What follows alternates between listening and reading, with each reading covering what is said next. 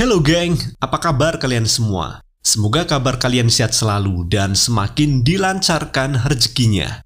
Dalam kesempatan ini, mari kita bahas film action asal Jepang, menceritakan tentang seorang yakuza yang memutuskan bertobat dari dunia kriminal demi keluarganya. Ceritanya bakal seru dan mengharukan pastinya. Film ini disutradarai oleh Takahiro Miki, serta dibintangi Ryusei Yokohama, Yuriko Yoshitaka, Keita Machida, Yabe Kyosuke, dan lain-lain. Semua kredit ada di deskripsi, oke? So nggak usah kelamaan, mari kita cikiprit aja geng. Awal kisah berlatar di Jepang pada tahun 2015. Malam itu di sebuah tempat tarung jalanan, seorang atlet kickboxing bernama Antonio Roy dari sasana bela diri Ouchi terpaksa mengikuti ajang duel jalanan. Sebab selain berprofesi sebagai atlet, Roy ini juga merupakan anggota Yakuza. Jadi Roy dipaksa oleh gengnya untuk mengikuti ajang ilegal ini hanya demi uang taruhan.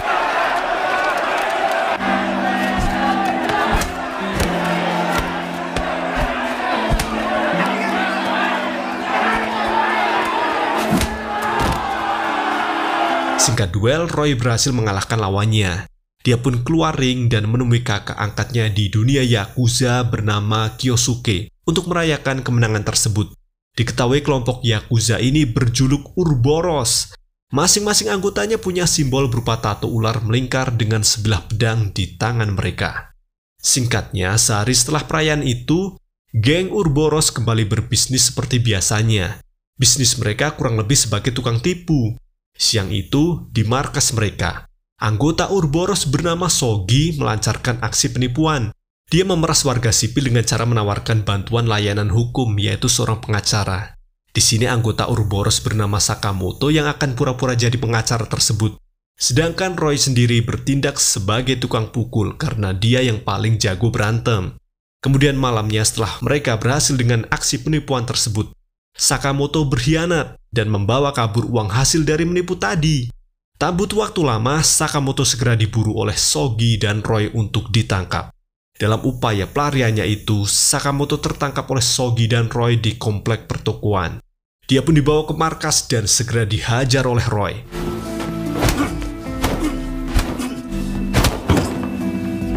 Kemudian Sogi menjelaskan aturan dari geng mereka. Siapapun yang berkhianat, maka dia akan dihukum berat. Spontan Sakamoto memohon ampun karena kesalahannya itu. Lantas Sogi yang selesai menghitung uang yang dibawa kabur Sakamoto tadi segera pergi menyerahkan si pengkhianat pada Roy untuk diberi salam olahraga.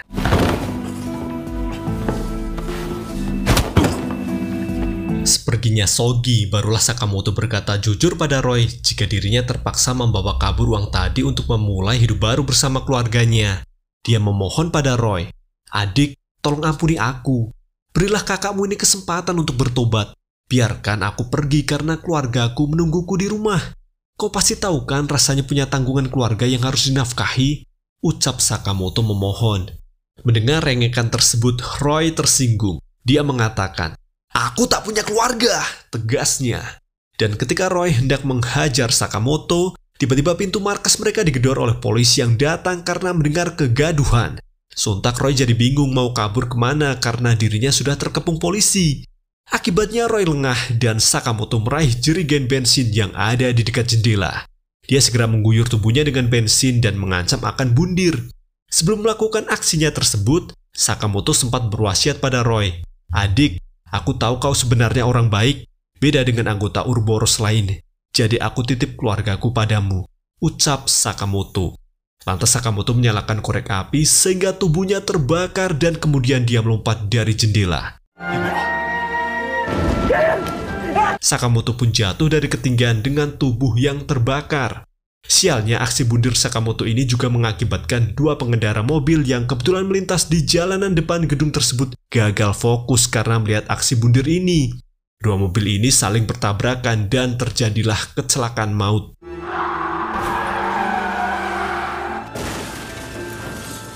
Tentu saja Roy yang menyaksikan tragedi mengerikan ini dalam satu waktu ikut menyesal. Dia merasa kematian Sakamoto dan kecelakaan mobil barusan akibat ulahnya. Alhasil Roy pun menyerahkan diri ke polisi dengan segala konsekuensinya. Singkat persidangan, Roy divonis hukuman kurungan penjara selama 3 tahun atas tragedi tersebut. Dan inilah Your Eyes Tell. Singkat cerita, 3 tahun telah berlalu sejak mendekam di dalam penjara. Akhirnya Roy dibebaskan. Karena dia baru bebas, terpaksa Roy numpang hidup di warnet karena tidak punya rumah. Beruntungnya Roy, di zaman sulit ini masih ada yang mau menerima seorang residivis untuk bekerja. Diketahui sekarang Roy kerja paruh waktu sebagai tukang antar gas LPG dan minuman ringan saat pagi hingga siang hari. Bersama pemilik depo gas LPG, dia berkeliling ke rumah pelanggan dengan mobil pick-up untuk mengantar tabung gas.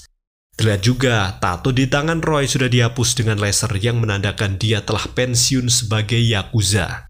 Singkatnya, kerjaan hari itu selesai. Roy pun mendapat upah bayarannya dari Tuan Haji Messi, pemilik depo gas LPG. Kemudian sorenya, Roy bermaksud menuju sebuah tempat bernama YBS untuk suatu urusan. Namun ketika Roy sedang melihati brosur alamat gedung tersebut, di tengah perjalanan tiba-tiba hujan turun begitu deras.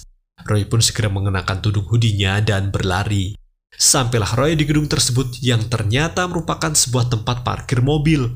Di depan gedung itu, manajer parkiran bernama Makoto sudah menunggu Roy dari tadi. Kemudian Roy yang baru datang segera memperkenalkan diri. Roy menjelaskan dialah yang membuat janji untuk melamar kerja jadi tukang parkir paruh waktu. Tuan Makoto pun menegur Roy yang datang terlambat.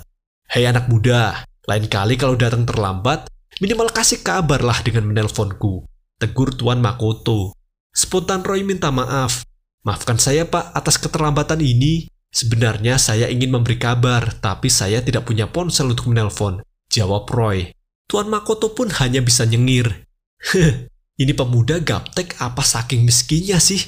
Hari gini tidak punya ponsel," pikirnya. Tak mau buang waktu, kemudian Tuan Makoto mengajak Roy berkeliling tempat parkir sembari menjelaskan tugas Roy nantinya. Intinya, Roy ini akan bekerja paruh waktu mulai dari jam 5 sore sampai jam 11 malam. Roy diterima kerja untuk menggantikan tukang parkir sebelumnya bernama Kakek Cio yang mengundurkan diri karena sudah sepuh. Roy juga mendapat fasilitas mes untuk tidur yang dulunya dipakai oleh Kakek Cio sembari Tuan Makoto menunjukkan tempatnya. Disitulah Roy bersyukur akhirnya dia tidak harus numpang tidur di warnet lagi. Dan mulai hari ini, Roy boleh langsung kerja jaga parkiran. Singkat cerita, berjagalah Roy di pos parkiran tersebut. Sembari berjaga, Roy menonton televisi yang justru membuatnya mengantuk. Ketika Roy hampir terlelap, tiba-tiba datang seorang gadis cantik masuk ke dalam pos jaga dan bertanya, "Apa doramanya sudah tayang?" Sembari gadis ini memberikan cemilan pada Roy. Tentu saja Roy kaget. "Siapa si nona ini? Kok tiba-tiba so akrab?" pikir Roy sambil menerima pemberian gadis tersebut. Sekejap suasana jadi hening. Si nona merasa aneh dan mulai mengendu sekitar. Dia pun mencium aroma badan Roy yang membuatnya kaget. Anda siapa ya? Di mana Kakek Cio?" tanya si nona. Roy pun menjawab, "Maaf nona, kata Pak Manajer, penjaga parkiran bernama Kakek Cio baru saja resign kemarin," jawab Roy. Kemudian si nona pun membalas, "Lantas kenapa Anda mau menerima makanan pemberian saya?" tanya si nona sembari meminta makanannya dikembalikan. Roy pun merespon, "Kan nona sendiri yang tiba-tiba datang dan menawarkan makanan pada saya," tegas Roy mengembalikan makanan tersebut. Si nona ini pun lantas bercerita, "Saya memang biasa main ke sini untuk menyimak dorama favorit saya ditemani Kakek Cio. Tapi saya baru tahu kalau Kakek Cio ternyata sudah pensiun. Jadi maafkan saya atas kesalahpahaman barusan," ucap si nona ini pamit meninggalkan pos jaga parkiran. Pada akhirnya, Roy baru tahu jika si nona barusan adalah seorang tunanetra karena dia berjalan menggunakan tongkat. Dan ketika si nona itu berniat pulang, ternyata hujan masih belum reda. Disitulah Roy merasa kasihan padanya. Roy lantas menghampiri si nona tersebut untuk diajak berteduh ke dalam pos jaga saja sambil nonton televisi. Kembalilah nona tadi ke dalam pos jaga. Dia kemudian request disetelkan dorama favoritnya berjudul Last Love yang kebetulan baru berjalan 4 episode. Ketika dorama Last Love tayang, si nona ini begitu senang meski dia hanya bisa menyimaknya bermodal indera pendengarannya saja. Semakin merasa kasihan dengan nona ini, Roy pun mulai curi-curi pandang menatap si nona karena penasaran. Disitulah Roy terkesima. Wah, ternyata gadis ini cantik juga ya. Matanya juga indah, pikir Roy dalam hati. Dan tak sengaja mata si Nona juga menatap balik yang membuat Roy jadi salah tingkah. Singkat cerita, dorama Last Love episode 4 selesai. Si Nona pamit pulang sembari mengucapkan terima kasih pada Roy. Tak lupa dia juga memberikan kotak berisi kue buatannya untuk Roy karena sudah ditemani menyimak dorama barusan. Dan sebelum pergi, Nona ini berpesan pada Roy untuk meneruskan merawat bunga Kinmochi yang ada di pos jaga itu seperti yang dilakukan oleh kakek Chiyo sebelumnya. Roy pun menyanggupinya dan Nona tersebut pulang dengan raut wajah bahagia. Singkat cerita, waktu sudah menunjukkan pukul 11 malam, saatnya parkiran ditutup. Usai menutup parkiran, Roy sempat mandi ala kadarnya dengan selang air yang ada di depan mesnya. Selesai mandi, Roy handukan dan bermaksud istirahat di dalam mes. Namun dia melihat kue pemberian dari si Nona tadi tergeletak. Roy pun mencicipi kue itu. Meski kue ini bentuknya berantakan, tapi rasanya enak juga, pikir Roy melahap habis kue tersebut. Lanjut esok paginya di rumah kontrakan si gadis tunanetra. Diketahui gadis ini bernama Akari. Pagi itu dia memasak sarapan sebelum memulai aktivitas. Meski penuh keterbatasan, ternyata Akari ini jago juga loh dalam memasak. Singkatnya, hidangan tersaji dan Akari sarapan dengan penuh rasa syukur. Selesai sarapan, barulah Akari berangkat menuju tempat kerjanya. Dia pun meninggalkan rumah kontrakannya yang berada di lantai atas rusun. Kalau dilihat-lihat posisinya cukup berbahaya bagi penyandang disabilitas karena banyaknya anak tangga. Singkatnya, sampailah Akari di kantor dan dia mulai bekerja. Sekedar informasi, perusahaan tempat Akari bekerja merupakan perusahaan asuransi. Jabatan Akari di perusahaan tersebut adalah sebagai customer service. Perusahaan ini cukup ramah untuk kaum disabilitas, sebab selain Akari, banyak juga rekan tunanetra lain yang bekerja di sana. Dan seperti biasa, bagian customer service itu begitu sibuk melayani pelanggan. Bermodal keyboard komputer dengan huruf braille, Akari dengan cekatan menghandle kerjaannya. Rekan kerja sebelahnya pun saling menyemangati di tengah kesibukan mereka. Tak berselang, datang manajer perusahaan bernama Tuan Ozaki menyapa staf lain. Sembari memegangi pundak Akari, Tuan Ozaki menyemangati anak buahnya. Lanjut siangnya, cerita beralih di Sasana Tinju Ouchi tempat Roy dulu berlatih kickboxing. Terlihat pelatih senior bernama Jin sedang melatih para atlet muda. Dan tak lama datang Roy berkunjung ke Sasana sembari membawa oleh-oleh. Ketika Jin menoleh dan melihat Roy mampir, dia begitu terkejut. Setelah sekian lama tak ada kabar, tumben Roy mampir. Diajaklah Roy oleh pelatih Jin untuk menemui manajer Sasana bernama Tuan Ouchi.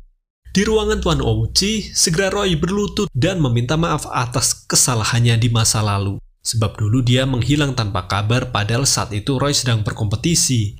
Mengingat kejadian tersebut, Tuan Ouchi jadi sakit hati sebab susah payah dirinya menempa Roy menjadi atlet, malah Roy menghilang tanpa kabar di saat kompetisi sedang berjalan. Lantas Tuan Ouchi yang masih sakit hati pada Roy pun pergi meninggalkan ruangannya saking emosinya dia.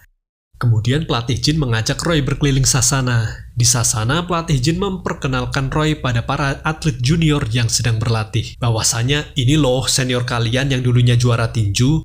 Namun belum juga selesai perkenalan ini, tiba-tiba Roy menegaskan pada pelatih Jin bahwa dirinya mampir hanya untuk minta maaf, bukan bermaksud kembali bertinju. Disitulah Tuan Ouchi ikut nimbrung. Dia menegaskan pada Roy jika ingin kesalahannya dimaafkan, maka cobalah sparring dengan para juniormu. Sembari Tuan Ouchi memberikan sarung tinju pada Roy. Jelas Roy menolak, sebab dia tidak ingin kembali ke dunia tinju lagi. Maka dengan terpaksa Tuan Ouchi mengusir Roy yang sekarang begitu pengecut.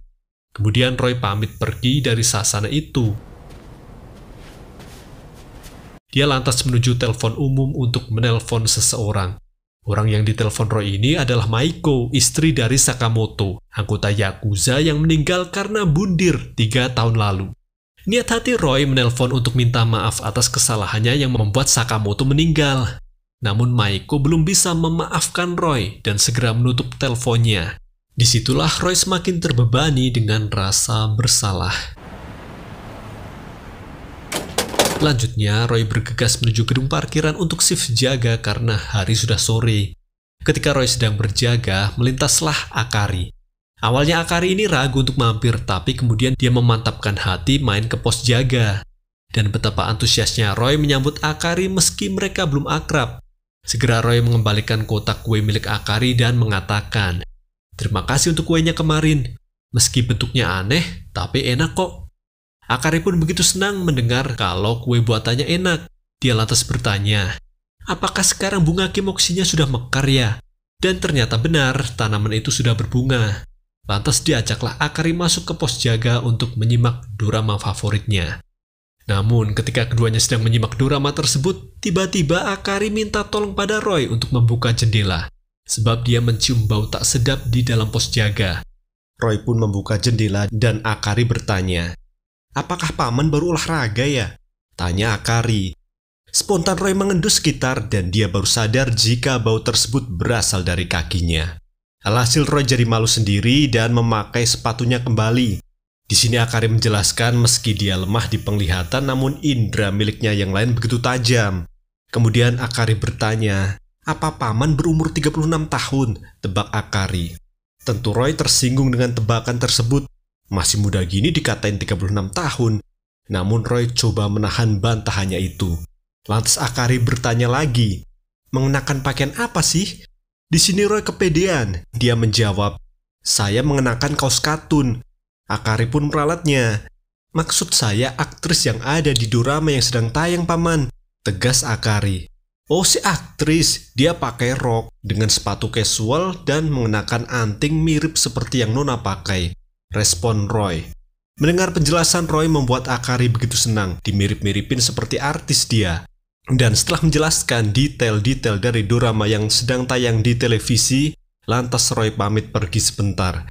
Roy pun menuju keran air dan mencuci kakinya yang bau karena dia merasa malu. Singkatnya, dorama Last Love yang tayang di televisi selesai. Akari pamit pulang. Dan sebelum pergi, Roy membalas kebaikan Akari kemarin dengan gantian membelikannya buah persik untuk oleh-oleh. Tentu Akari berterima kasih sembari memperkenalkan diri pada Roy.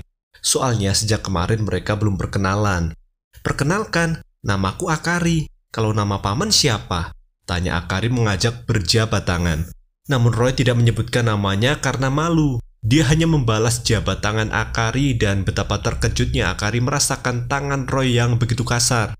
Akari yang penasaran bertanya, "Kalau boleh tahu, pekerjaan macam apa yang membuat tangan paman terasa kasar?" Namun Roy hanya terdiam malu dan Akari pun pamit sembari mengajukan pertanyaan terakhir. "Paman, bolehkah lain waktu aku berkunjung lagi untuk menyimak dorama di sini?" Tanya Akari. Roy pun menjawab, "Tentu saja Nona." Dan keduanya pun berpisah malam itu. Lanjut esok paginya, terlihat Akari menyempatkan cuci baju dengan mesin cuci sembari sarapan buah persik pemberian dari Roy tadi malam. Namun dia tidak mengira jika saluran air di kamar mandinya tersumbat. Akibatnya Akari terpleset genangan air. Dia coba cari sumber sumbatan namun tidak berhasil. Kemudian malamnya di pos jaga parkiran, Roy berjaga seperti biasanya. Kok tiba-tiba Roy ini merasa kangen dengan sosok Akari. Dia pun coba memejamkan mata untuk mengasah indera pendengaran. Disitulah Roy bisa mendengar suara langkah Akari menuju pos jaga dan betapa bahagianya Roy. Kemudian Akari masuk pos dan langsung bertanya, "Apakah paman baru beli sepatu baru ya? Kok baunya seperti aroma sepatu yang dipajang di toko?" Pertanyaan tersebut membuat Roy malu karena dia ketahuan membeli sepatu baru agar kakinya tidak bau lagi. Singkatnya, keduanya kembali menyimak dorama Last Love episode 6. Saat menyimak dorama, Akari bertanya lagi, "Apakah tampan?" Di sini Roy menjelaskan perawakan aktor dalam dorama tersebut. Oh, si aktor, dia cukup humoris kalau dilihat-lihat, ditambah rambutnya berwarna pink. Lantas Akari meralatnya, "Bukan, maksudku apakah paman tampan? Tapi jawab jujur ya, jangan coba berbohong hanya karena aku tidak bisa melihat." Spontan Roy jadi malu dan terdiam. Mau jawab tampan, dikira kepedean nantinya. Alhasil Akari mengatakan, "Kalau paman tak menjawab berarti paman tidak tampan dong. Tapi tak masalah kok, yang penting hati paman baik," tegas Akari. Roy hanya bisa nyengir tanpa berkata apapun. Dan singkatnya, dorama Last Love sudah selesai. Akari kembali pamit untuk pulang. Belum lama Akari pergi, Roy masuk lagi ke pos jaga. Namun tiba-tiba terdengar suara klakson mobil kebut-kebutan. Ketika Roy memastikan, terlihat Akari jatuh karena hampir tertabrak oleh mobil yang ugal-ugalan tadi. Segera Roy bergegas menolong Akari, dan apesnya kaki Akari ini terkilir akibat kejadian tersebut. Di sini Roy berinisiatif membawa Akari ke klinik untuk diobati. Selesai kaki Akari diobati di klinik, kemudian Roy mengantar Akari pulang naik bus kota. Di dalam bus, Akari bertanya, "Paman, bolehkah aku tahu siapa namamu?" Namun lagi-lagi Roy malu untuk menjawabnya. Apalagi suasana bus sedang ramai-ramainya nih. Singkatnya, sampailah keduanya di jalanan menuju komplek rusun tempat Akari tinggal. Mereka turun dari bus dan Akari ini masih merasakan kakinya sakit, sembari minta istirahat sebentar. Tentu saja Roy merasa kasihan jadinya. Dia lantas menawarkan bantuan. Jika Akari bersedia, Roy akan menggendongnya sampai depan rusun. Awalnya Akari ragu karena dia cukup berat dan jalanan menuju rusunnya juga lumayan jauh. Tapi dengan pedenya, Roy menyanggupinya karena dia merasa mampu sudah biasa angkat junjung gas LPG. Roy pun menggendong Akari menuju rusun.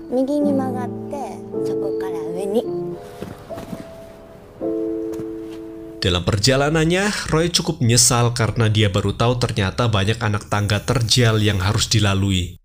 Singkatnya, sampailah keduanya di depan kontrakan. Roy mau rehat sejenak karena punggungnya lumayan encok nih. Belum juga cukup menghela nafas, Akari minta tolong pada Roy untuk membantunya mencari sumbatan di kamar mandi rusunnya. Segera Roy menyanggupinya dan beraksi. Dia pun menemukan sumbatan tersebut berasal dari celana dalam Akari yang menyumbat saluran pembuangan. Spontan Akari yang mendengarnya jadi malu sendiri dan segera merebut kancut miliknya itu. Lantas niatan Roy ini mau langsung pamit balik ke parkiran. Namun Akari menahannya sebentar. Kemudian Akari mengambil 2 lembar tiket konser musik untuk diberikan pada Roy sebagai bentuk terima kasih karena sudah membantunya.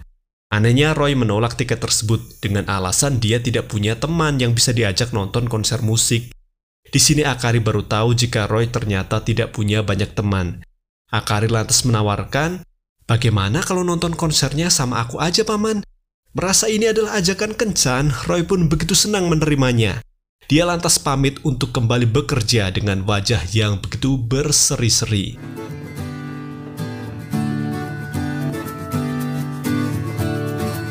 Lanjut hari Minggunya, Akari pergi ke salon kecantikan untuk merapikan rambutnya. Di salon itu Akari diledek oleh pegawai salon.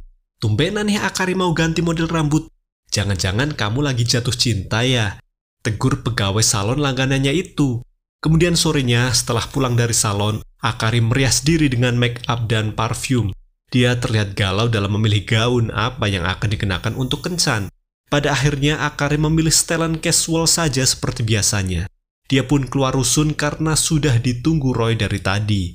Dan melihat Akari begitu cantik, Roy cuma bisa manggut-manggut. Singkatnya, pergilah keduanya ke konser musik yang digelar di sebuah bar. Sembari menikmati musik, Akari bertanya, "Bagaimana penampilan dari pemain biolanya?" Lantas Roy menjelaskan bahwa pemain biolanya seorang wanita yang mengenakan setelan gaun merah. Dia tampak serius dalam bermusik, ucap Roy. Mendengar penjelasan Roy tersebut, Akari semakin antusias. Singkatnya, selesai nonton konser musik, keduanya lanjut cari makan malam. Kebetulan Akari punya saran, "Bagaimana jika kita makan malam di kedai langgananku?" Setuju dengan ide tersebut, keduanya menuju kedai. Di sana mereka memesan menu barbekyuan dan bir. Hidangan tersaji, namun Akari ini mengalami kesulitan ketika menggunakan sumpit sehingga makanannya jatuh kena bajunya. Disitulah Roy merasa iba dan menyodorkan sapu tangan. Demi mencairkan suasana, Akari pun mulai bercerita. Dia menceritakan tentang dirinya bahwa dia merupakan lulusan sarjana seni. Namun sayangnya mimpinya menjadi seniman harus pupus karena Akari mengalami kebutaan. Akari juga menjelaskan bahwa dirinya sudah yatim piatu ditinggal orang tuanya meninggal 3 tahun lalu. Lantas Akari ini balik bertanya pada Roy karena tidak ingin cuma komunikasi satu arah. "Kalau boleh tahu Paman, selain jaga parkiran, apa pekerjaanmu?" tanya Akari. Roy pun menjawab, "Selain jadi tukang parkir, Aku juga bekerja sebagai tukang gas LPG. Semakin penasaran, Akari bertanya lagi. Jadi bagaimana cerita masa lalumu, Paman? Alhasil Roy merasa tak nyaman ditanya tentang masa lalunya. Dia mengatakan bahwa masa lalunya begitu kelam sehingga tidak pantas untuk diceritakan. Akibatnya Akari jadi merasa tak enak hati sudah bertanya seperti barusan. Dia lantas pamit ke toilet untuk mengalihkan suasana kaku tersebut. Singkatnya, selesai makan malam, diantarlah Akari pulang oleh Roy. Sampai di depan pintu rusun, akhirnya Roy bersedia mengungkap siapa namanya. Roy menjelaskan bahwa dirinya bernama Antonio Shinozaki Roy, berumur 24 tahun dan merupakan mantan atlet kickboxing. Mendengar bahwa pria yang selama ini dia sapa Paman ternyata masih seumuran membuat Akari kaget. Apalagi namanya juga unik, yaitu Antonio, yang membuat Akari mengira jika Roy ini blasteran. Lantas Akari minta maaf karena tadi sudah lancang mengulik masa lalu Roy. Dia pun pamit untuk masuk ke rumah duluan. Lanjut esoknya, seperti biasa Akari berangkat kerja. Ketika dia sedang sibuk-sibuknya, tiba-tiba Akari dipanggil Tuan Ozaki untuk menghadap ke ruangannya. Di ruang manajer, Tuan Ozaki memberikan hadiah kalung untuk Akari. Katanya sih sebagai kado ulang tahunnya Akari yang sudah lewat. Di sini Akari merasa tak enak hati karena Tuan Ozaki sering memberinya hadiah, termasuk tiket konser musik kemarin. Barulah ketahuan ternyata Tuan Ozaki ini menaruh hati pada Akari. Namun belum sempat Tuan Ozaki mengobrol lama dengan Akari. Rekan customer service lain mengetuk pintu dan mengatakan bahwa Akari sudah ditunggu oleh pelanggan di kontak aduan. Segera Akari pamit untuk balik kerja yang membuat Tuan Ozaki begitu kecewa. Malamnya, cerita beralih di sebuah kedai makan. Di kedai itu, Roy membuat janji temu dengan pelatih Jin dan Tuan Ouchi. Di sana Roy kembali meminta maaf atas kesalahannya di masa lalu sebab kemarin Tuan Ouchi belum memaafkannya. Lantas Tuan Ouchi ini mau saja memaafkan Roy, asalkan dia bersedia gabung lagi ke Sasana. Tuan Ouchi juga memaksa Roy untuk jujur. Sebenarnya apa alasan Roy tiba-tiba menghilang selama 3 tahun? Awalnya Roy menolak tawaran untuk gabung latihan lagi di Sasana dan memilih tetap bungkam tentang masa lalunya. Kemudian pelatih Jin membujuk Roy. Hei Roy, apa kamu tak menyesal di umurmu yang masih muda ini berpuas diri dengan pekerjaan sebagai tukang gas LPG dan tukang parkir? Tanya pelatih Jin. Di sini Roy tetap membisu sehingga Tuan Ouchi memilih pamit pergi saja karena cuma buang-buang waktu. Kemudian Roy mencegahnya. Dia pun bersedia mengatakan kejujuran bahwa dirinya dipenjara atas kasus kriminal sebagai Yakuza. Sontak, baik Tuan Ouchi maupun pelatih Jin kaget mendengar cerita tersebut. Lanjut esoknya, mumpung libur kerja nih, Roy memutuskan untuk berkunjung ke panti asuhan tempat di mana dia dulu dibesarkan. Di sana, Suster Anna selaku pengasuh panti begitu terkejut melihat Roy mampir. Disambutlah Roy oleh Suster Anna yang merupakan kakak angkat Roy dulu di panti ini. Sembari berkeliling panti, Suster Anna menasihati Roy untuk tidak lagi bergaul dengan para Yakuza, terutama Kyosuke. Merespon nasihat Suster Anna, lantas Roy menunjukkan bekas tato Yakuza miliknya yang sudah dihapus, menandakan kalau Roy ini sudah pensiun sebagai Yakuza. Dan betapa bahagianya Suster Anna mengetahui hal tersebut. Kemudian Roy meminta tolong pada Suster Anna. Apa bisa nama baptisku diubah, Kak? Soalnya nama Antonio terdengar begitu mencolok untuk orang Jepang, tanya Roy. Namun Suster Anna bilang, hei adik, nama itu sudah cocok untukmu. Sembari Suster Anna memberikan cenderamata hasil karya para anak panti berupa kunci rambut. Kata Suster Anna, cenderamata tersebut boleh diberikan pada orang yang spesial bagi Roy. Kemudian selesai mengobrol dengan Suster Anna, Roy pun lanjut mampir ke gereja yang ada di panti. Di gereja itu Roy hendak berdoa, namun tiba-tiba dia teringat masa kecilnya di panti asuhan. Roy ingat dia pernah menghajar anak panti lain karena berselisih, dan hal semacam itu justru didukung oleh Kyosuke. Maka terungkap bahwa Kyosuke, ketua geng Urboros, ternyata dulunya masih satu panti asuhan dengan Roy waktu mereka masih anak-anak. Kemudian malamnya di rusunnya Akari. Ketika Akari pulang kerja balik ke rusun, dia kaget di depan pintu sudah ada Tuan Ozaki menunggunya. Kata Tuan Ozaki, dia ada urusan kerjaan yang hendak diobrolkan. Akari sempat mau mengajak Tuan Ozaki ngobrol saja di kafe terdekat. Tapi si bos ini justru pinginnya ngobrol di rumahnya Akari dan dia main nyelonong masuk aja. Terlihat Tuan Ozaki bertingkah tidak sopan dengan berkeliling rumah. Di sana Tuan Ozaki melihat kado kemarin yang dia kasih ke Akari belum dibuka. Hal tersebut membuat Tuan Ozaki kecewa. Dia segera membuka kado berisi kalung tersebut dan memaksa Akari untuk mengenakannya. Tak sampai di situ saja, Tuan Ozaki yang merasa sange melihat kecantikan Akari mau lanjut memantap-mantap. Hampir saja Akari diruda paksa bosnya. Untunglah datang Roy mampir ke rusun. Semutan saja melihat kebejatan Tuan Ozaki, Roy jadi emosi. Dia pun menghajar si bangsat ini.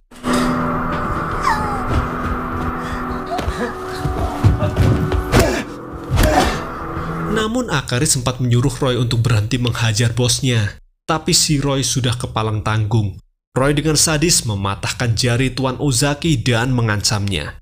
"Jika kau masih mengganggu Akari, maka akan kubunuh kau." Tugas Roy menyuruh Tuan Ozaki pergi dari hadapannya.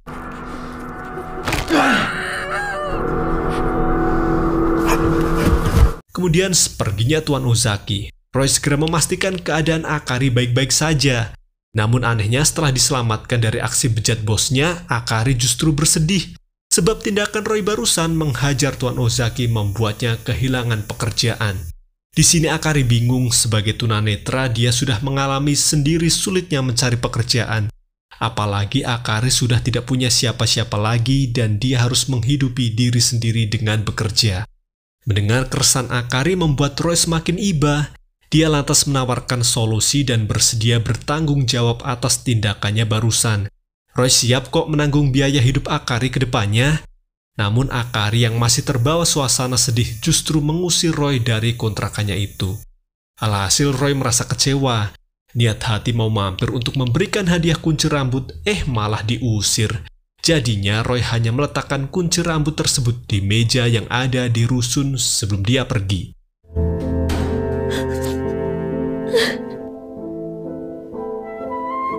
Lanjut esok malamnya, Roy kembali shift jaga parkiran. Dia masih kepikiran akan nasib Akari. Apa dia baik-baik saja ya setelah kejadian kemarin? Pikir Roy dalam hati. Sedangkan Akari sendiri seharian merenung di kamar mandi. Dia meratapi nasib kehilangan pekerjaan yang selama ini telah menghidupinya. Sambil memegangi lampu senter, Akari mengarahkan cahaya ke matanya. Dia berkata dalam hati, "Seandainya aku tidak buta, mungkin nasibku tidak akan seperti ini." Berlanjut esok malamnya lagi, Roy kembali kerja jaga parkiran. Ketika Roy hendak menuju pos jaga, dia terkejut kok ada Akari di sana. Lantas Akari menjelaskan bahwa dirinya sudah resign dari kerjaannya. Sekarang dia bingung mau ngapain. Akari minta tolong pada Roy, jika ada waktu senggang tolong ajak aku refreshing. Akari juga menagih janji Roy kemarin, yang katanya siap bertanggung jawab menanggung kehidupan Akari ke depannya. Tentu saja Roy lega mendengar Akari sudah resign kerja. Dia siap menanggung biaya hidup Akari sesuai janjinya kemarin. Dan jika ada waktu luang, Roy akan mengajak Akari jalan-jalan deh. Lanjut hari Minggunya, jadwal Roy libur kerja nih. Dia pun mengajak Akari jalan-jalan ke pantai dengan meminjam mobil pick-up milik Tuan Hajime si juragan gas LPG tempatnya bekerja. Sampai di pantai, Akari begitu menikmati momen tamasya bersama Roy. Kemudian mereka duduk di tepian pantai dan mulai saling mengobrol. Pada akhirnya Roy mau bercerita tentang seluk-beluk keluarganya. Dia mengatakan sejak kecil hidup hanya bersama ibunya. Sedangkan ayah entah pergi kemana. Jika mengingat pantai ini, Roy jadi teringat sebuah tragedi bersama ibunya. Saat itu, ibu sedih ditinggal ayah. Roy ingat dirinya masih kecil, digendong ibu menuju tengah laut. Karena masih kecil, tentu saja Roy tak sadar jika tindakan ibunya itu mengajaknya bundir bersama. Hingga akhirnya Roy pingsan dan ditemukan tim SAR. Namun sayangnya ibu tak selamat karena tenggelam, sehingga kehidupan Roy kecil berlanjut di panti asuhan seperti nasib anak yatim piatu lain. Mendengar cerita sedih Roy ini, lantas Akari coba menghiburnya. Akari minta tolong pada Roy untuk dicarikan batu laut yang mirip kristal kaca. Setelah beberapa saat mencari, ketemulah batu laut berwarna merah hati mirip kristal. Kemudian Akari mengatakan bahwa batu ini adalah simbol yang menyatukan mereka berdua. Tolong simpan baik-baik batu ini. Disinilah awal mula keduanya menjadi sepasang kekasih. Dan dengan begitu, mulai hari ini Roy harus bekerja lebih giat untuk menghidupi keluarga. Roy akhirnya memutuskan gabung lagi ke Sasana Tinju untuk menggapai impiannya menjadi atlet tinju profesional. Sehingga suatu hari dia bisa menghasilkan uang dari hobinya itu.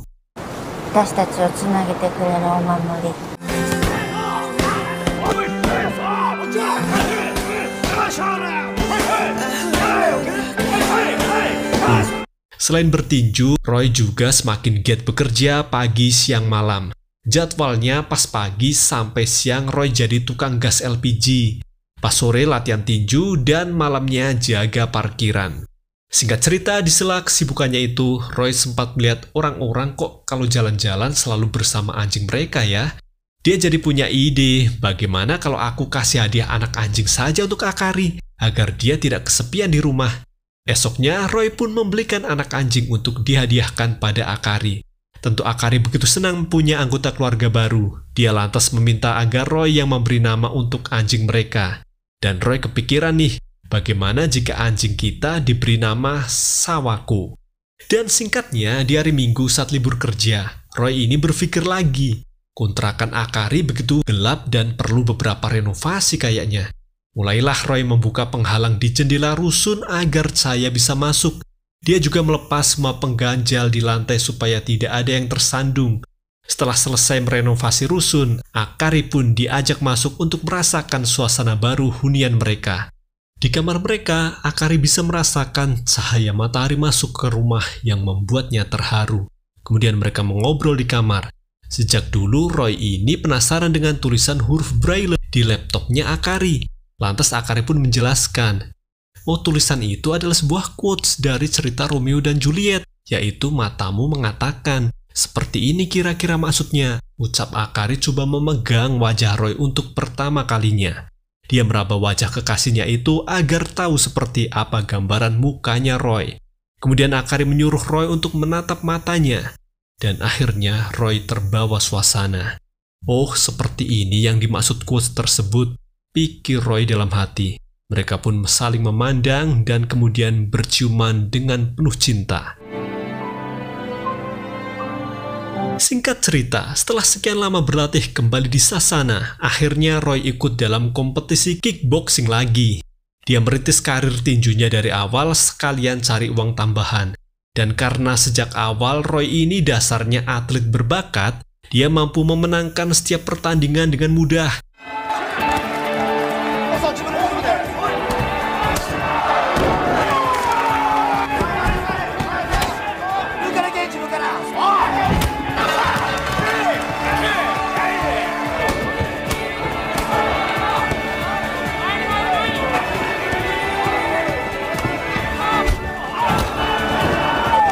Sedangkan Akari sendiri sekarang kesibukannya fokus di rumah seperti memasak, cuci baju, belajar teknik pijat dari buku, serta kembali mengasah keterampilannya sebagai seniman dengan memulai membuat kerajinan tanah liat seperti apa yang dia pelajari di bangku kuliah.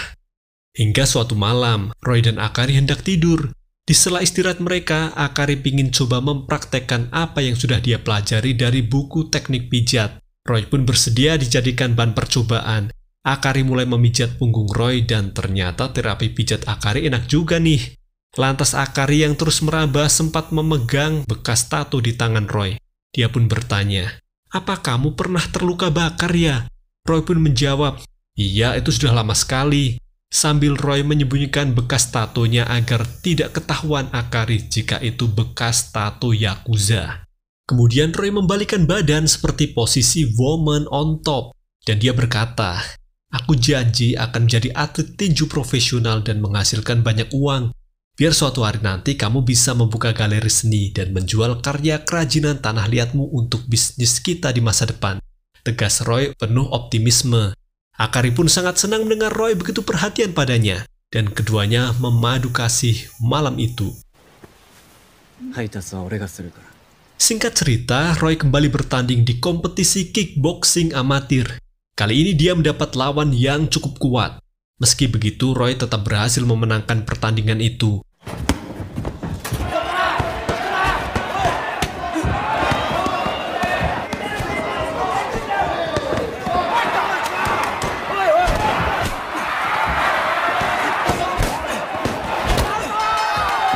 Alhasil berkat kemenangan demi kemenangan tersebut, akhir-akhir ini nama Roy semakin menarik perhatian banyak penggemar tinju.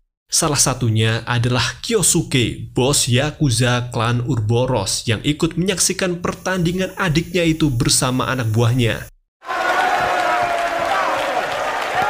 Kemudian selesai bertanding, Roy bersama pelatih Jin menuju ruang ganti. Di sana Roy terlihat mengalami lebam di matanya. Dia lantas minta tolong pada pelatih Jin untuk mengobati lebamnya itu dengan menyayat titik memar, sebab Roy tidak ingin membuat Akari khawatir jika dia pulang dengan kondisi babak belur. Jadinya pelatih Jin pun mengobati Roy dengan penuh kehati-hatian. Selesai membersihkan diri di ruang ganti, Roy dan pelatih Jin lanjut pulang. Di lorong gedung itu, mereka dihadang oleh Kyosuke. Di sini Kyosuke menyapa dan menawarkan Roy untuk gabung lagi ke dalam gengnya. Tentu Roy menolak tawaran tersebut, sembari dia pergi berlalu bersama pelatih Jin. Sampailah Roy di rumah, dia disambut Akari yang dari tadi mengkhawatirkan keadaannya. Akari segera meraba wajah Roy dan ternyata hanya luka kecil, tidak sampai babak belur. Jadinya Akari merasa lega. Kemudian Akari ini mengabarkan kalau besok itu adalah hari penting baginya. Sebab besok merupakan hari di mana ayah dan ibunya meninggal. Akari bermaksud ziarah kubur besok. Mendengar hal tersebut, Roy pun ingin ikut berziarah juga. Lanjut esoknya, menaiki bus kota, keduanya menuju makam. Dalam perjalanan, Akari sering bersenandung sebuah lagu. Hal itu membuat Roy penasaran. Ternyata senandung tersebut merupakan lagu favorit Akari. Kemudian judul lagu tersebut coba diingat-ingat oleh Roy. Singkatnya, sampailah keduanya di pemakaman. Di sana, Akari berziarah ke pusara kedua orang tuanya sembari memperkenalkan Roy sebagai calon suaminya. Segera Roy menunduk ke pusara sebagai tanda hormat. Kemudian Akari mulai bercerita pada Roy tentang kronologi kedua orang tuanya bisa meninggal dalam waktu bersamaan. Dulu sekitar 4 tahun lalu di musim dingin, aku baru lulus kuliah dan di wisuda yang dihadiri kedua orang tuaku. Kemudian malamnya kita bermaksud pulang, namun ayah tiba-tiba menyuruh Akari yang menyetir. Padahal waktu itu Akari baru belajar menyetir. Kata ayah memantapkan hatiku, lagian sudah malam gini, jalanan banyak yang lengang nak. Kata si ayah coba agar Akari mau yang menyetir. Disitulah awal mula petaka. Ketika Akari menyetir dan melintas di sebuah komplek gedung perkantoran, dia melihat seorang pria jatuh dari ketinggian dengan badan terbakar yang membuatnya gagal fokus. Akibatnya mobil yang mereka kendarai menabrak mobil lain hingga terguling dan terjadilah kecelakaan. Disitulah awal mula Akari kehilangan penglihatannya akibat kecelakaan tersebut, sedangkan kedua orang tuanya meninggal di tempat. Mendengar cerita Akari tersebut mengingatkan Roy pada tragedi masa lalunya ketika Sakamoto bundir dengan bakar diri dan lompat dari ketinggian yang mengakibatkan sebuah kecelakaan lalu lintas. Disitulah Roy sadar ternyata korban kecelakaan tersebut adalah keluarganya Akari. Jadi secara tidak langsung tragedi itu bermula dari kesalahan Roy di masa lalu. Alhasil Roy merasa bersalah pada Akari.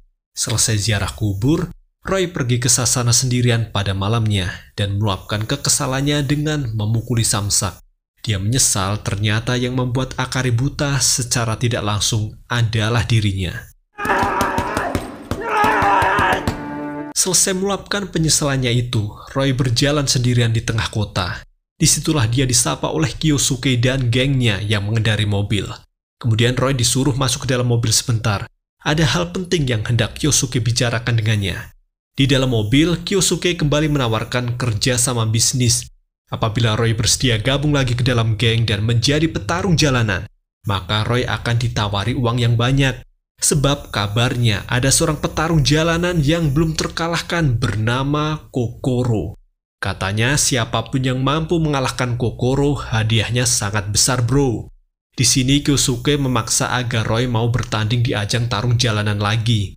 Sebab jika Roy menolak tawaran ini, maka Kyosuke akan meneror hidup Roy, terutama kekasihnya yaitu Akari. Mendapat ancaman ini, Roy begitu takut. Dia coba merenungkan tawaran tersebut supaya keluarganya tidak dicelakai oleh geng Urboros. Sebelum akhirnya Kyosuke dan gengnya pergi berlalu. Cerita berlanjut di rusun. Terlihat Akari sedang menyiapkan makan malam. Namun tiba-tiba dia merasakan pandangannya yang sudah kabur sejak divonis buta kok sekarang semakin kabur. Akibatnya Akari tidak bisa mengontrol dirinya dan dia pun terjatuh. Maka dibawalah Akari ke rumah sakit oleh para tetangga. Tak lama kemudian Roy pun pulang. Dia curiga kok rusun sepi banget, cuman ada Sawako anjingnya. Roy juga menjumpai dapur bisa berantakan gini. Disitulah Roy sadar jangan-jangan terjadi sesuatu dengan Akari. Setelah bertanya pada tetangga, ternyata Akari dirujuk rumah sakit. Segera Roy menuju rumah sakit untuk menjenguk kekasihnya. Terlihat di rumah sakit, Akari yang dijenguk Roy mengalami patah tulang rusuk akibat terjatuh. Tapi hal itu tidak usah dikhawatirkan karena akan sembuh dalam beberapa minggu ke depan. Namun yang perlu dikhawatirkan justru kondisi mata Akari. Sebab setelah dicek lagi, ternyata kondisi retina mata Akari semakin memburuk. Selama ini Akari mengalami kebutaan karena menderita ablasi retina mata, kata Pak Dokter. Jadi jika tidak segera dilakukan tindakan operasi mata, maka Akari akan mengalami buta permanen tanpa bisa disembuhkan lagi. Mendengar penjelasan dari Pak Dokter barusan membuat Roy begitu syok. Kemudian malam itu, Roy yang diterpa banyak ujian hidup memutuskan mampir ke panti asuhan dengan kondisi basah kuyup karena hujan turun begitu deras. Suster Ana yang melihat Roy ada di depan pintu panti segera mengajaknya masuk untuk dijamu. Suster Ana belum tahu jika Roy ini sedang dirundung masalah. Dia pun bercerita jika anak panti sekarang sudah bisa bikin kotak musik. Sebuah kemajuan besar katanya. Dan tiba-tiba Roy menyela pembicaraan. Kak Ana, apa dosa-dosaku bisa diampuni Tuhan? Sekejap Suster Ana terdiam, dia pun menasihati Roy. Hei adikku, tidak ada satupun orang di dunia ini yang bisa merubah masa lalu. Namun perlu diingat bahwa kita bisa merancang masa depan. Jadi berdamailah dengan dirimu. Jangan pernah menyesali apa yang telah terjadi, karena itu adalah takdir Tuhan. Tegas Suster Ana. Di sini hati Roy sedikit tenang berkat nasihat dari Suster Ana. Dia pun coba cari solusi untuk permasalahan hidupnya tanpa harus berputus asa. Lanjut esoknya di rumah sakit, Roy datang untuk menjenguk Akari. Di balkon rumah sakit, Roy menegaskan pada Akari bahwa sejatinya penglihatan Akari bisa sembuh kembali dengan jalan operasi mata. Namun Akari menolak menjalani operasi mata sebab baginya hidup bersama Roy sudah cukup bahagia kok. Akari tidak ingin membebani Roy dengan biaya operasi mata yang begitu mahal. Namun Roy coba membujuk Akari agar mau dioperasi. Roy mengatakan, apa kamu tidak ingin melihat wajah anak-anakmu nanti? Apa kamu juga tidak ingin melihat wajah suamimu nanti? Soal biaya operasi, biar itu jadi urusanku. Tegas Roy. Alhasil Akari mulai luluh hatinya dan bersedia menjalani operasi mata mengingat masa depannya bersama Roy masih panjang. Singkat cerita, Akari sudah pulih dari cedera tulang rusuk dan dibolehkan pulang ke rumah. Sampai di depan pintu rusun, Roy begitu terkejut. Dia melihat pintu rusun sudah dicoret pilok merah dengan lambang geng Urboros yang menandakan bahwa ancaman Kyosuke kemarin pada Roy tidak main-main. Tanpa memberitahu Akari, Roy pun mengajak kekasihnya itu masuk ke rumah. Kemudian malamnya di bar, Roy terpaksa menemui Kyosuke yang sedang nongkrong karena keluarganya mulai diteror. Dia kemudian menegaskan pada Kyosuke untuk tidak lagi mengganggu keluarganya. Di sini Roy bersedia jadi petarung jalanan lagi seperti yang Kyosuke inginkan. Namun Roy meminta hasil uang taruhannya dibayar di muka sekarang juga. Alhasil Kyosuke setuju, dia memberikan uang DP untuk Roy. Kesepakatannya Roy harus bertanding 1 kali di ajang tarung jalanan. Setelah itu mereka impas dan Kyosuke berjanji tidak akan mengusik hidup Roy lagi. Lantas usai menerima uang DP dari Kyosuke, Roy lanjut pergi ke Sasana untuk menemui pelatih Jin. Di sana Roy memberitahu kabar buruk bahwa dirinya mengundurkan diri dari laga final kompetisi amatir kickboxing. Roy dipaksa untuk mengikuti tarung jalanan oleh gengnya dulu, sebab jika tidak menurut, maka keluarganya dalam bahaya. Alhasil pelatih Jin begitu kecewa dengan keputusan Roy ini. Kemudian sebelum pergi, Roy punya satu permintaan untuk pelatih Jin. Roy minta tolong agar uang hasil tarung jalanan nanti dikelola oleh pelatih Jin. Tolong uang itu dititipkan untuk biaya operasi matanya Akari serta membantu Maiko, istrinya Sakamoto yang sekarang jadi janda akibat dirinya. Lantas setelah beres urusan di Sasana, Roy pun mengantar Akari ke rumah sakit pada esok paginya untuk menjalani operasi mata. Roy pun mengantar Akari sampai di depan ruang operasi sebelum keduanya berpisah.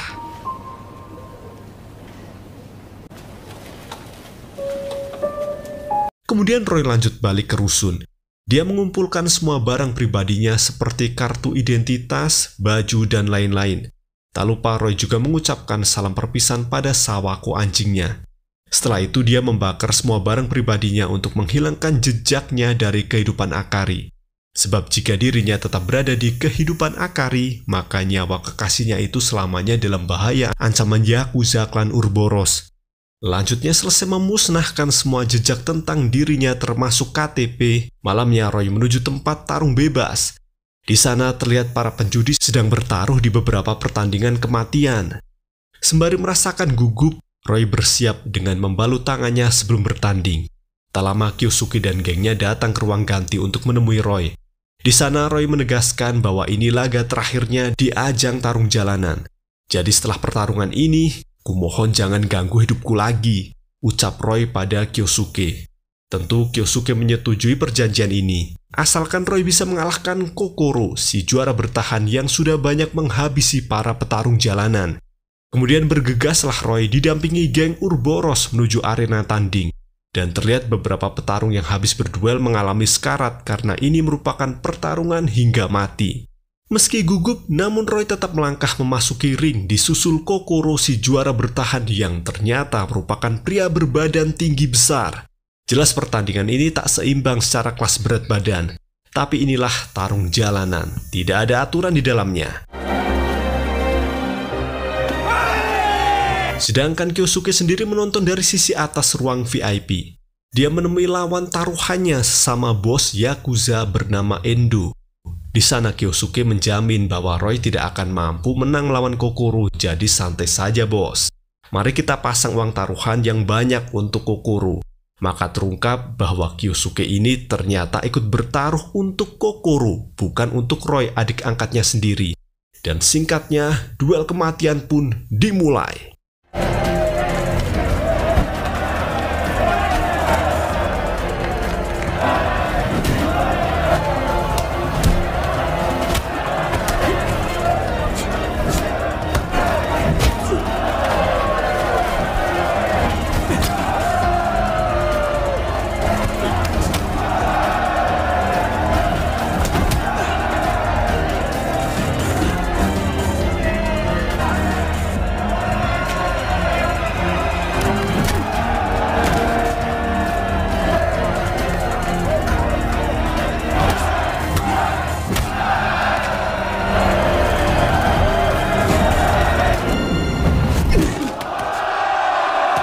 Hasil duel ini sungguh mengejutkan. Roy yang tidak diunggulkan berhasil membuat Kokoro kalah KO.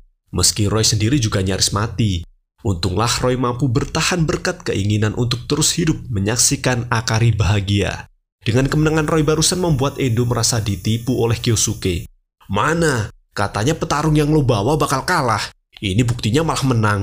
Sembari Endo pergi karena dia kalah taruhan. Dan terlihat Kyosuke juga tak habis pikir bagaimana bisa Roy mengalahkan lawan yang masuk kategori kelas berat.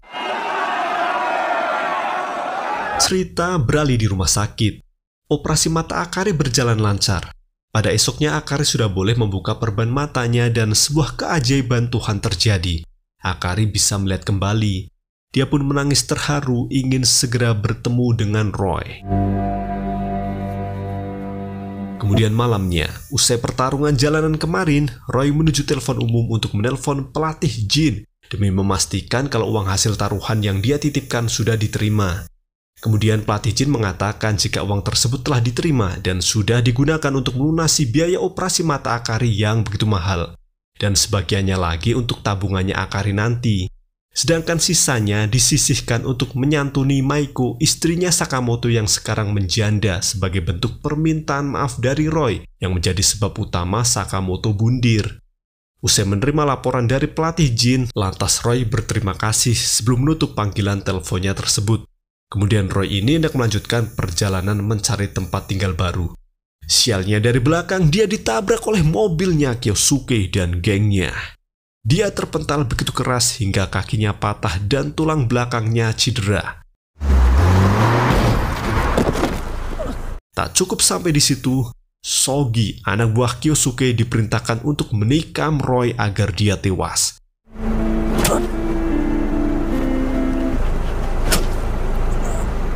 Setelahnya, geng Urboros meninggalkan Roy yang terluka begitu saja saking kesalnya mereka akibat kalah taruhan kemarin. Singkatnya, beberapa minggu telah berlalu. Akari masih setia menanti kehadiran Roy di rusunnya.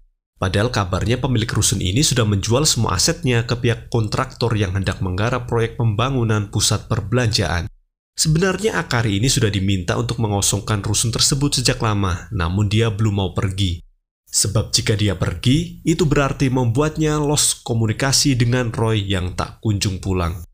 Namun karena semua penghuni rusun sudah pada pergi semua, sisa Akari saja, maka dengan terpaksa dia pun menyerah.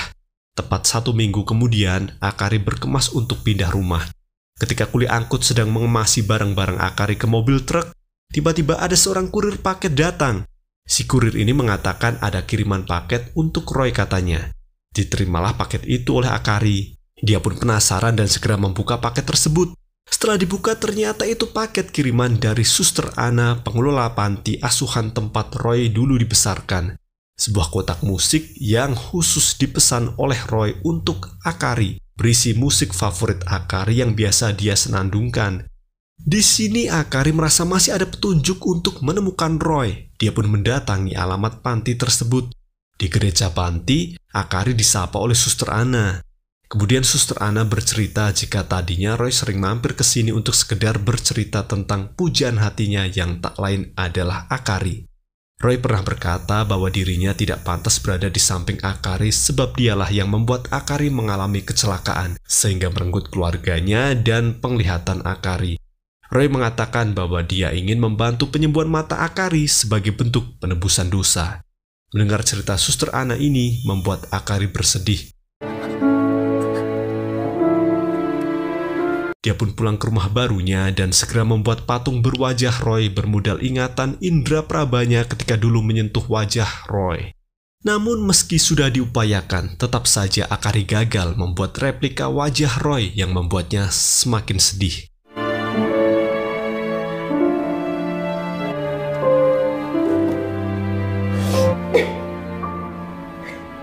Singkatnya, 2 tahun telah berlalu sejak perpisahan Akari dan Roy. Kini Akari berhasil mengembangkan bisnis galeri seni seperti rencana awal dia bersama Roy dulu. Bahkan galerinya ini begitu ramai pembeli dan Akari selalu kebanjiran pesanan. Saking larisnya, Akari sampai memberdayakan beberapa karyawan untuk membantunya mengurus bisnisnya tersebut. Dan terlihat pagi itu, Akari mampir ke galeri membawa beberapa kerajinan buatannya untuk restock.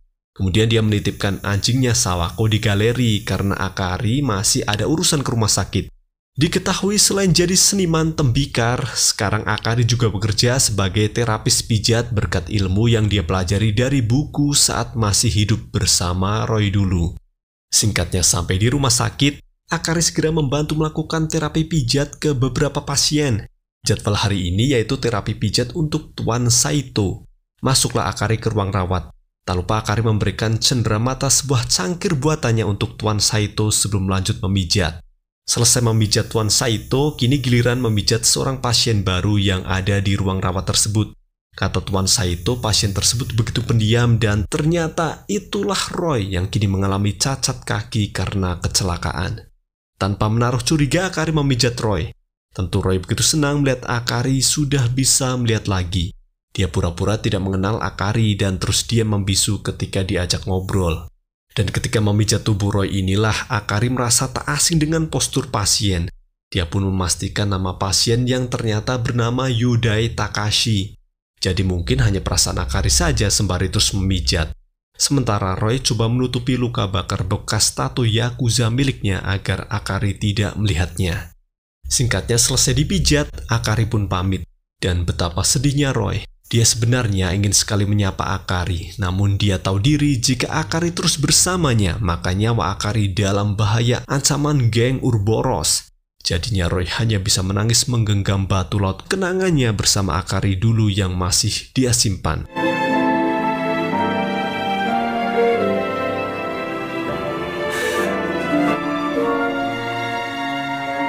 Kemudian setelah beberapa hari dirawat di rumah sakit, Roy masih kepikiran Akari terus nih. Dia jadi penasaran seperti apa kehidupan Akari sekarang semenjak kepergiannya. Lanjut esoknya di galeri seni. Terlihat Akari hendak pergi sebentar bersama Sawako anjingnya untuk cari makan siang.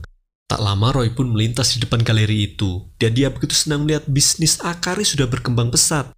Bahkan Roy terharu ketika mengetahui jika galeri seni milik Akari ini diberi nama Antonio Interior Shop yang didedikasikan untuknya. Kemudian Roy yang menahan haru coba main ke dalam galeri mumpung Akari lagi pergi. Dengan menggunakan tongkat bantu berjalan, Roy yang pincang melihat sekitar etalase. Di sana Roy menemukan pot tanaman kinmoxi yang membuatnya kembali mengenang masa di mana dia berkenalan dengan Akari di pos parkiran. Lantas Roy bermaksud membeli pot tersebut dan karyawan bernama Hana melayani Roy dengan baik. Kemudian Roy lanjut berkeliling sambil menunggu proses pembayaran selesai. Dia tak sengaja menemukan kotak musik miliknya yang masih disimpan oleh Akari. Ketika Roy membukanya, maka terputarlah lagu favorit Akari yang membuat Roy terharu.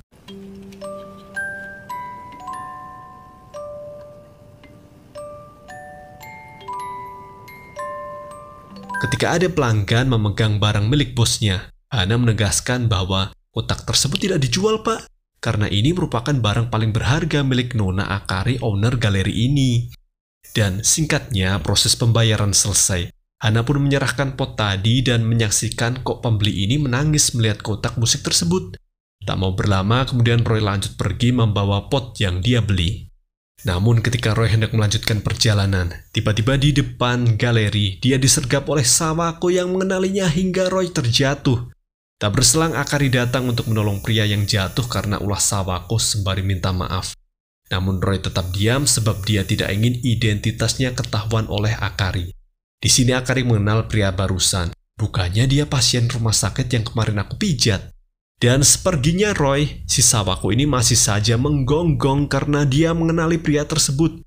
Namun Akari tidak menyadari itu dan mengajak Sawako kembali ke dalam galeri.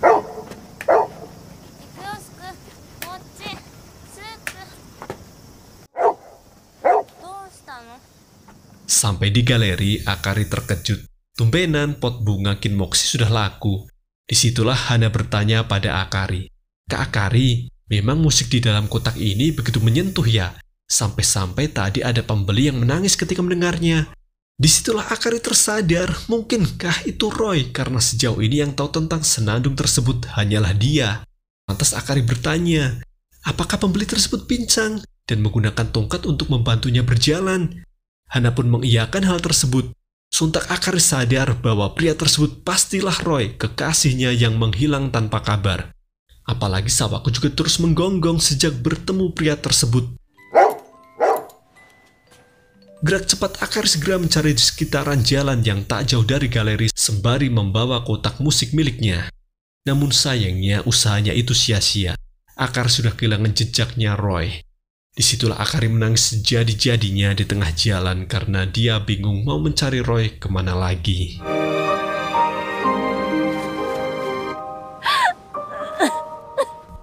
Cerita beralih pada Roy. Dia kembali mengunjungi pantai tempat ibunya dulu meninggal. Sembari membawa batu laut kenangan bersama Akari, terlihat Roy berjalan menuju lautan seolah-olah dia berniat bundir. Mungkin Roy ini merasa dia sudah selesai dengan urusan hidupnya. Roy ingin menyusul ibunya di keabadian. Untunglah tak berselang Akari menyadari tempat kenangan Roy adalah pantai tersebut. Dia berhasil menyusul ke sana dengan mobilnya dan menyapa Roy dari kejauhan. Seketika langkah Roy terhenti. Dia segera menengok ke arah Akari. Kemudian Akari menghampiri dan mengatakan, "Mari kita mulai semua dari awal lagi. Kau telah kembali, kasih." Roy dan Akari pun menangis haru. Roy mengatakan, "Iya, aku sudah kembali." Keduanya pun berpelukan erat. Dan cerita pun selesai. Sampai jumpa di kisah seru lainnya.